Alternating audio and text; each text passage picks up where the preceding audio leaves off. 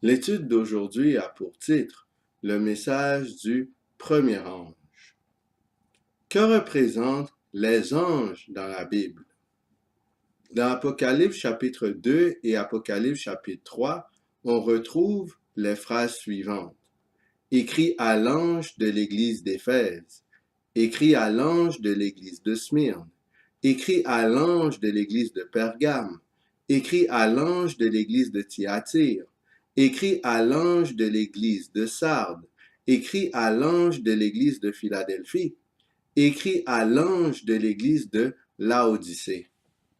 En réalité, l'apôtre Jean n'a pas écrit les lettres destinées aux églises à des anges littéraux, mais à des êtres humains qui devaient à leur tour les transmettre aux églises. Marc chapitre 1, les versets 2 à 4. Selon ce qui est écrit dans Ésaïe le prophète, voici, j'envoie devant toi mon messager qui préparera ton chemin. C'est la voix de celui qui crie dans le désert. Préparez le chemin du Seigneur. Aplanissez ses sentiers.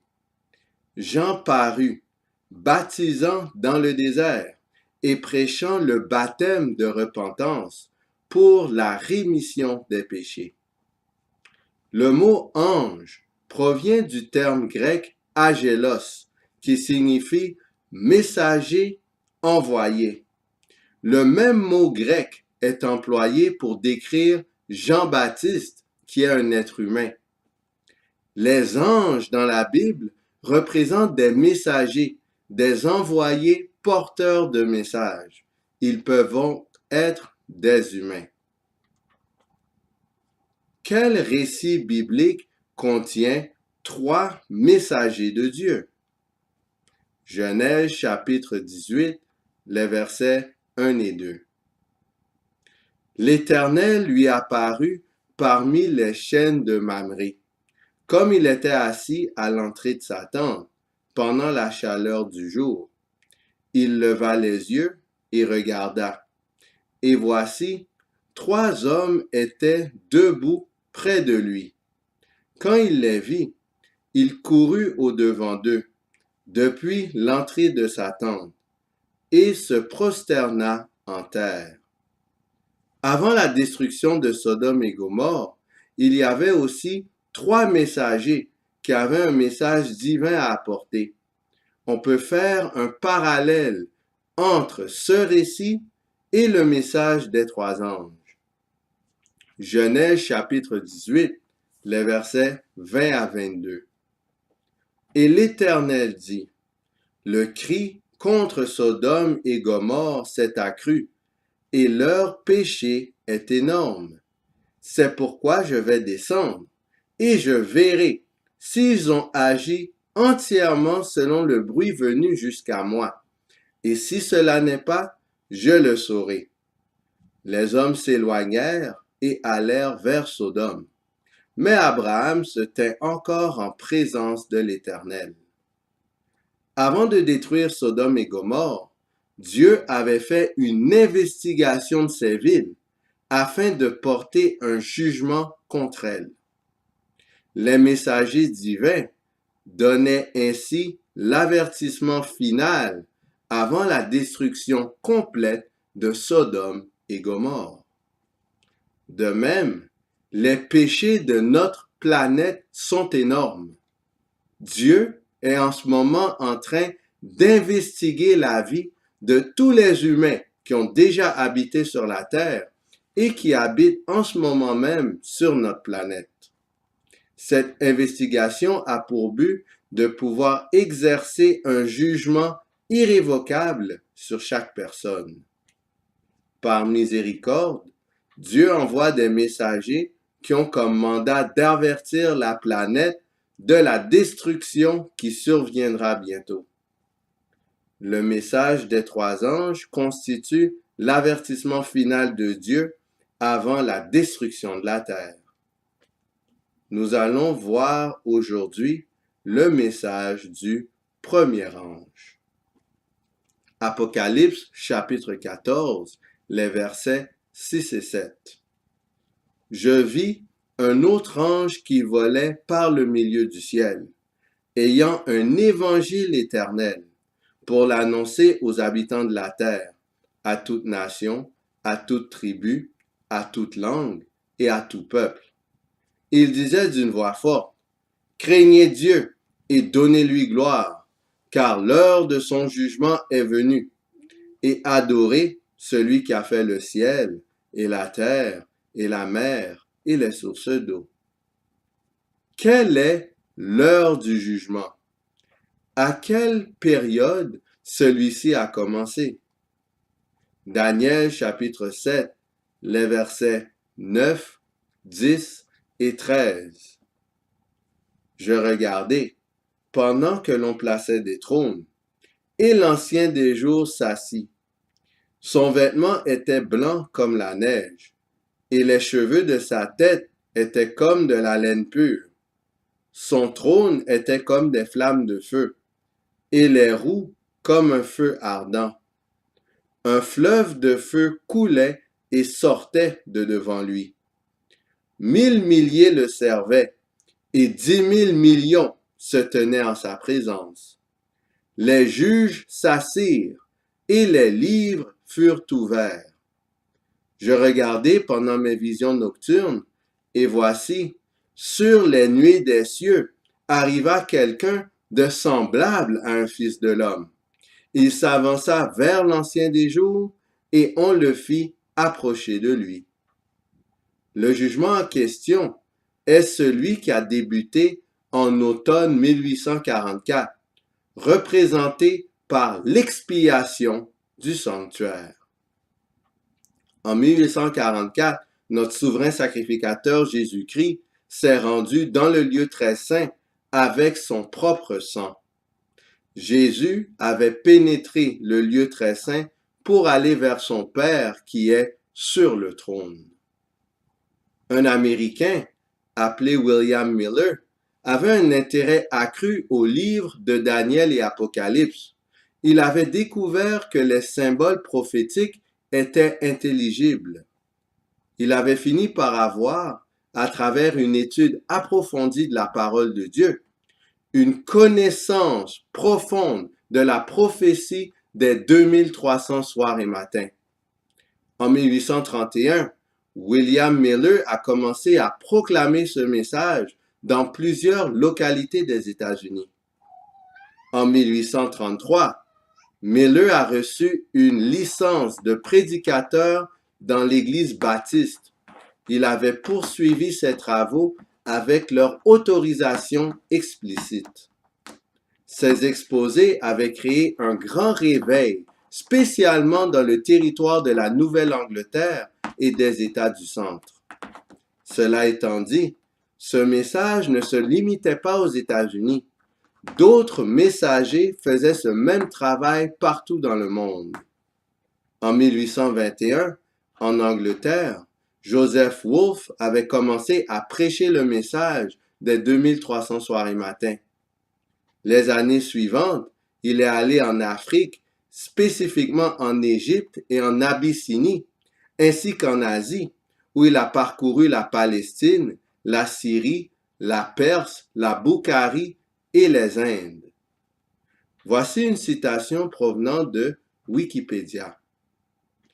Après 2 ans de recherche, d'une étude assidue et systématique de la Bible, verset par verset, avec l'aide d'une concordance biblique, William Miller conclut en 1818, se fondant sur Daniel chapitre 8 et 9, que la fin des 2300 jours prophétiques de Daniel 8, verset 14, qui conduirait à la purification du sanctuaire, s'accomplirait vers 1843.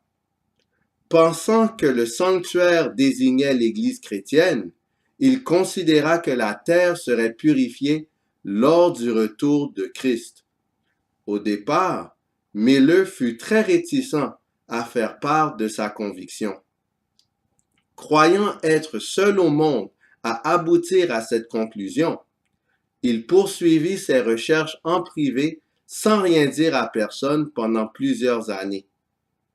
En août 1831, une invitation inopinée à présenter un exposé sur le retour du Christ le força pour la première fois à divulguer le sujet en public.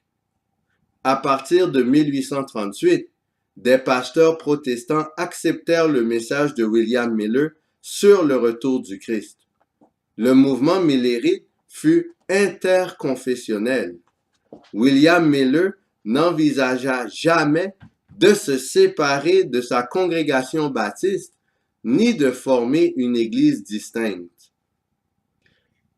Joshua Himes, un pasteur de l'église chrétienne, aussi appelée la Connexion chrétienne, fut le grand organisateur du mouvement millérite.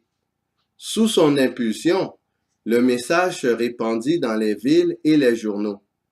Il créa la première revue adventiste, Signs of the Times, un bimensuel, en février 1840, qui en avril 1842 devint un hebdomadaire.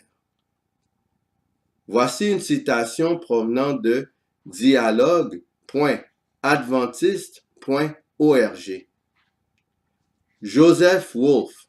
Ce nom m'a intrigué depuis l'enfance. Cet homme parlait tant de langues, survécut à tant d'aventures et prêcha la seconde venue du Christ à tant d'endroits, en Afrique et au Moyen-Orient, tandis que William Miller prêchait le même message aux États-Unis. Joseph Wolfe entreprit 3 grands voyages missionnaires, de 1821 à 1826, de 1828 à 1834 et de 1836 à 1838. Puis se rendit à Bukhara, de 1843 à 1845, à la recherche de 2 soldats anglais. En cours de route, il visita la Grèce, Malte, la Crimée, la Palestine, la Turquie, l'Égypte, l'Asie centrale, l'Abyssinie, le Yémen, l'Inde. Grâce au labeur de William Miller, de plusieurs autres aux États-Unis, de 700 pasteurs en Angleterre, de Bengal et d'autres en Allemagne, de Gossen et de ses sympathisants en France et en Suisse, de plusieurs pasteurs en Scandinavie, d'un jésuite converti en Amérique du Sud et du docteur Joseph Wolfe dans plusieurs pays en Afrique et en Orient, le message de la seconde venue a été propagé dans une large partie du monde habité. Apocalypse chapitre 14, les versets 6 et 7. Je vis un autre ange qui volait par le milieu du ciel, ayant un évangile éternel, pour l'annoncer aux habitants de la terre, à toute nation, à toute tribu, à toute langue et à tout peuple.